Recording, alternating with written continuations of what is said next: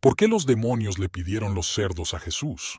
La primera batalla de Jesús contra Satanás, que terminó con la victoria de Jesús sobre las tentaciones descritas en Mateo 4, 1 al 11, continúa atacando y reinando sobre las dos defensas de Satanás. El reino del mundo de los espíritus que ejerce poder sobre los demonios, en Mateo 8 versículos 28 al 34, y el reino de la enfermedad mediante la curación a un paralítico en Mateo 9 versículos 1 al 8, después de que la tormenta finalizó milagrosamente, Jesús y sus discípulos continuaron su viaje, cruzar el mar de Galilea. Los siguientes eventos se centraron solo en Jesús, no en sus discípulos, como en Mateo 8, versículos 28 al 34, cuando Jesús llegó al otro lado de Gerasene y se encontró con dos hombres demoníacos que salían de la tumba. Eran tan peligrosos que nadie podía atravesarlos.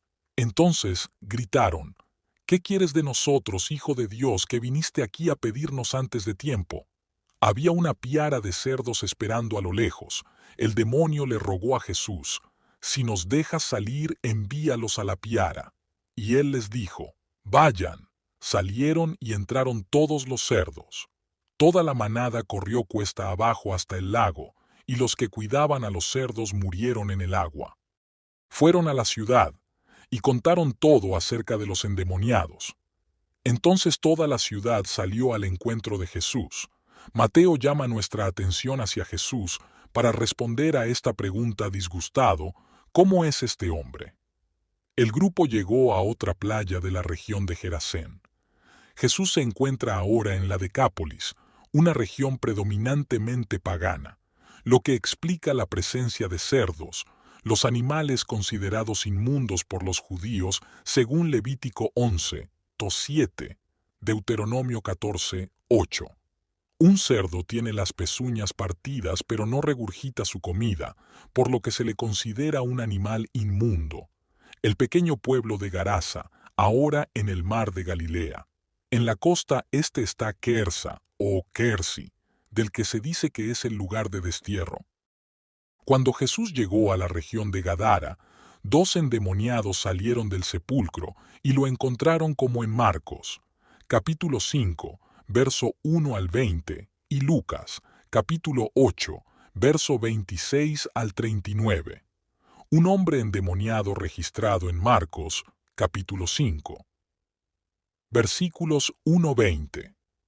Cuando llegaron al otro lado del mar, en la provincia de Gerasa, un hombre poseído por un espíritu maligno encontró a Jesús saliendo del sepulcro. Este hombre vive en la tumba y nadie podrá vencerlo, ni siquiera con cadenas.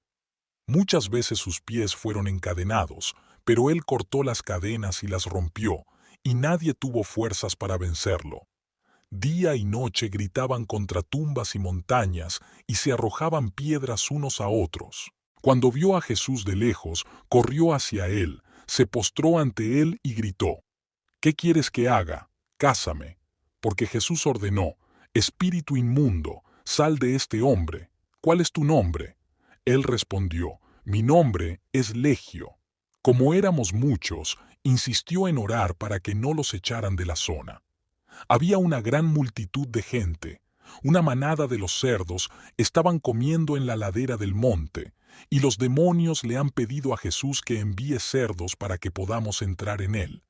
Jesús los soltó, y los espíritus malignos salieron y entraron en los cerdos, y los cerdos, que eran unos 2000, corrieron montaña abajo hacia el mar y se ahogaron. Los porquerizos huyeron de lo que pasó en el pueblo y en la aldea, pero cuando la gente fue a ver lo que pasaba, vieron personas que eran guerreros demoníacos, vestidos con la misma ropa y con máscaras, se asustaron.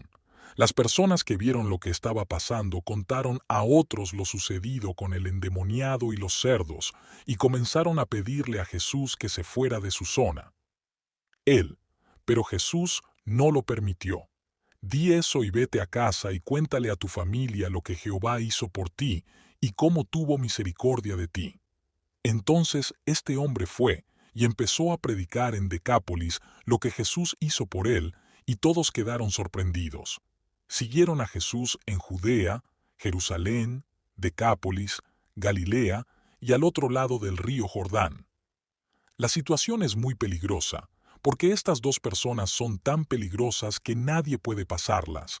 Debido a que la gente los conocía y los temía, generalmente eran demonios y Satanás quienes rápidamente reconocieron el estatus de Jesús como el Hijo de Dios.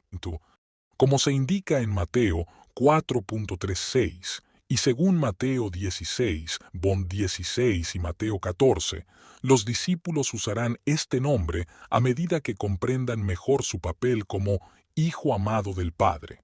33 Mateo 3, versículo 17 y Mateo 17, versículo 5. Pero el nombre del diablo muestra que entendieron que otra parte de la fortaleza de Satanás había sido invadida y conquistada, es decir, el mundo de los espíritus. Satanás contradice a los discípulos que saben quién es Jesús en el versículo 27.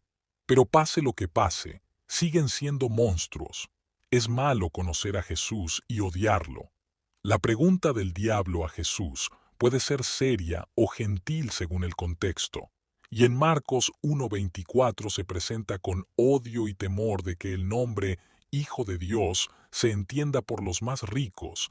El diablo lo sabe. Jesús habla no solo de su poder, sino también de su personalidad. Él es el Mesías, el Hijo de Dios. La segunda pregunta, como Judas 6, muestra que las fuerzas del diablo serán atormentadas y derrotadas para siempre. Confirman el significado pleno del Hijo de Dios al hacer preguntas que aceptan que Jesús es la persona que desempeñará los deberes del juicio en los tiempos señalados. Dado que Jesús estaba limitado en sus actividades antes del tiempo señalado, el hecho de que Jesús expulsara a los demonios es una señal de que el reino está cerca. Parece que estos demonios saben muy bien el momento en que las fuerzas de Satanás juzgarán, y clamaron: «Oh Hijo de Dios, ¿qué tienes que ver con nosotros? ¿Has venido a atormentarnos antes de tiempo?». Representa la venida del reino y la captura de las fortalezas de Satanás. Sin embargo, el juicio final espera la segunda venida de Jesús a través de la gloria, como en Mateo 4:17 y Mateo 12:28-34. Los demonios le rogaron a Jesús que los recibiera. Si lo haces con el permiso de Jesús, los demonios saldrán del pueblo y entrarán en la piara de cerdos. El diablo entró en el cerdo, y el cerdo se volvió loco y saltó del acantilado al mar de Galilea. Irónicamente, el intento de los demonios de escapar del juicio eterno resultó en la destrucción de sus amos en la tierra. Jesús no tiene motivos para no aceptar su consejo porque está de acuerdo con sus propósitos. En primer lugar, un cerdo puede salvar a una persona de las manos de los espíritus malignos y, en segundo lugar, según la tradición judía, el cerdo es inmundo, por lo que es una buena señal y un refugio para los espíritus malignos. En tercer lugar, aceptar su consejo no cambiará el destino del diablo en el día del juicio. Por tanto, Jesús aceptó su consejo, puesto que el diablo estaba haciendo la obra más importante de Jesús. Jesús no pecó al aceptar el consejo del diablo. En contraste, el encuentro de Jesús con Satanás en el desierto fue muy diferente. Si Jesús acepta lo que Satanás quiere, habrá caos. Por eso Jesús advierte a Satanás en las Escrituras que no acepta lo que Satanás quiere. Esta es la principal diferencia entre estos dos casos. La petición de los demonios en Mateo 8 no hizo pecar a Jesús. La petición de Satanás a Jesús fue hecha para llevarlo a pecar. Y no es mala idea que los judíos consideren a los cerdos y a los demonios como la misma cosa. Regresen a sus prácticas paganas, como en 2 Pedro 2 versículo 22, pero como la costa de Galilea es un país pagano, esta no es una piara de cerdos robados que comen los blancos. Sus dueños estarían muy preocupados si no fueran parte del gran grupo, que Mark estimó en alrededor de 2000. En Marcos 5, versículo 13, los demonios pedían entrar a los cerdos y era causa de muerte. Se sabe que los demonios dañan la creación y el sufrimiento de Dios, y hacen todo lo posible para animar a Jesús y luchar contra la fortaleza de Satanás. Como en Mateo 17.14-20, la destrucción de los cerdos impulsó a los gentiles de esa zona a pedirle a Jesús que se fuera, y como en Mateo 8.34, esta respuesta fue una explicación del cambio en sus valores. Se podría pensar que estarían felices con su victoria sobre Satanás, pero como dijo un teólogo, el mundo rechazó a Jesús durante siglos porque él prefería que estuvieran en flor. Jesús no destruyó a los demonios, pero les permitió continuar con sus malos caminos. Mundo, hasta que un día todo sale mal. Los resultados del exorcismo no se mencionan en Mateo, pero Marcos y Lucas señalan que el Geraseno endemoniado suplicó unirse a Jesús. Sin embargo, Jesús le ordenó regresar con su familia y decirles a sus familiares y amigos cuánto había hecho Dios por él, como se ve en Lucas 8:38-39 y Marcos 5:18-19, donde Jesús vio a los discípulos. El viejo demonio. La gente quería que fueran como ellos, pero Jesús lo envió a su propia casa para mostrárselos. En cierto sentido, estos 12 hombres serán pescadores de hombres, pero entre su propio pueblo, los gentiles que siguen a Jesús ahora serán pescadores de hombres. Sin embargo, según los versículos 33 y 34, la muerte de los animales será una manera de mostrar los verdaderos valores de la gente local, que el cerdo es mejor que el hombre y el cerdo es mejor que el Salvador, como en Mateo 8, verso 34. Este poema muestra la naturaleza pecaminosa del hombre. Jesús simplemente expulsó demonios de 2 hombres y envió demonios a una piara de cerdos que corrió sobre una montaña y se ahogó en el mar. En El Salvador. ¿Cuál es su mayor problema?